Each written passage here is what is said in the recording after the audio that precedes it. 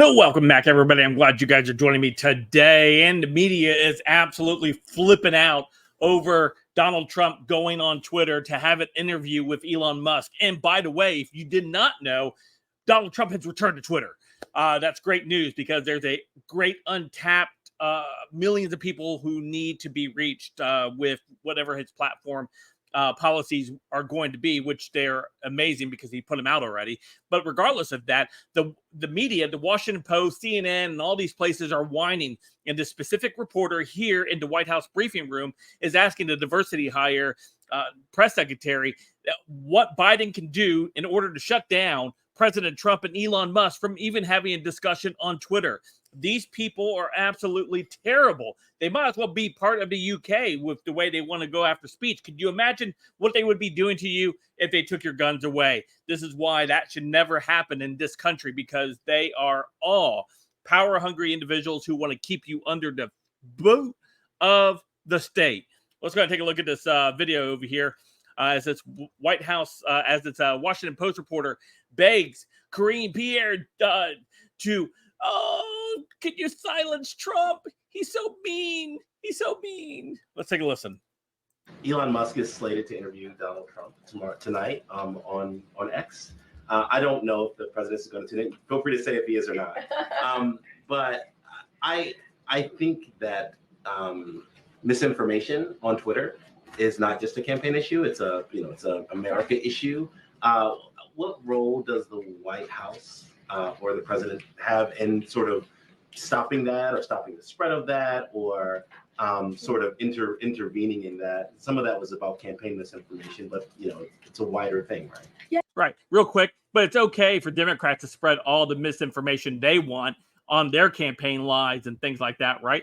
Just recently, Kamala Harris adopted the no taxes on servers, yet she was the main vote, the tie-breaking vote that caused the IRS to be able to go after the servers who receive tips.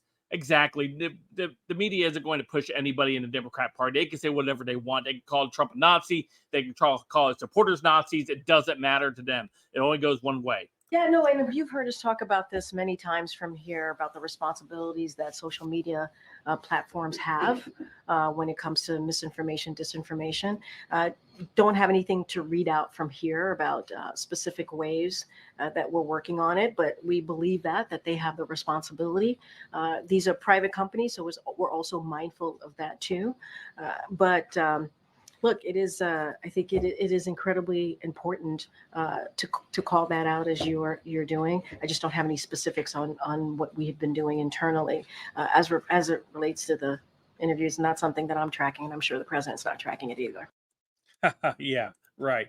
And so here's CNN melting down about lighthearted conversation. Let's take a listen. Expect out of this conversation that we're going to see tonight on Twitter? Well, for one, I think it's going to be a very lighthearted conversation because Elon Musk has come out and endorsed Donald Trump. I expect this to be like a bromance type of an interview where they're. Oh, you mean kind of like how CNN treats Kamala Harris, or how NBC or CBS or ABC or MSNBC all treat the Democrat Party? Oh, you mean like that? A friendly conversation just to have dialogue and so voters can really know that person? You mean no hostility like you would?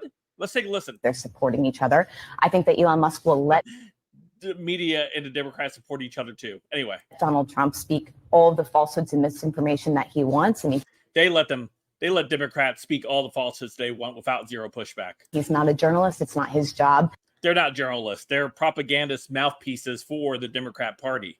Necessarily does he want to be fact-checking all of the information. So I think it's just a platform for Donald Trump to come out and say whatever he wants. But the thing to remember, Cassie, is like the interview audience here is what Donald Trump needs. You see JD Vance going on Face the Nation, right? Sunday shows, traditional media, because he needs to get his name out there. Mm-hmm. Donald Trump's going the opposite route, right? He's talking to streamers and podcasters. He's going on X. He wants to rally up that sort of fringe online base. That's what Donald Trump is doing here tonight. Well, he's meanwhile. The fringe online base. Regular people who happen to tune in to places like Twitter or Facebook or whatever you may go on to maybe get information, or maybe you're doing your own research, visiting different websites, et cetera, be able to get to all of that.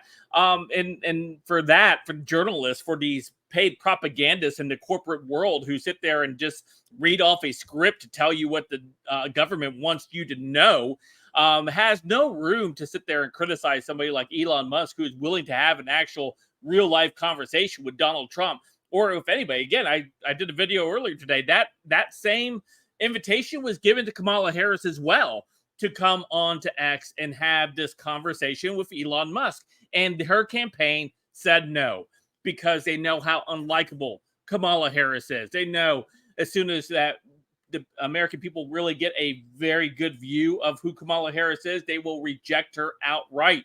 And this is why they're doing the hideaway Harris thing, what they've been doing so far with her ever since she's been placed into that role of being the nominee for the Democrat Party. Anyway, let me know what you guys think in the comments down below. Of course, you guys can follow me on all my social medias. Let me know if you watched the interview over on X with Trump and Elon Musk. Tell me what you thought about it in the comments down below. And until next time, I'll see you guys later. Have a great day.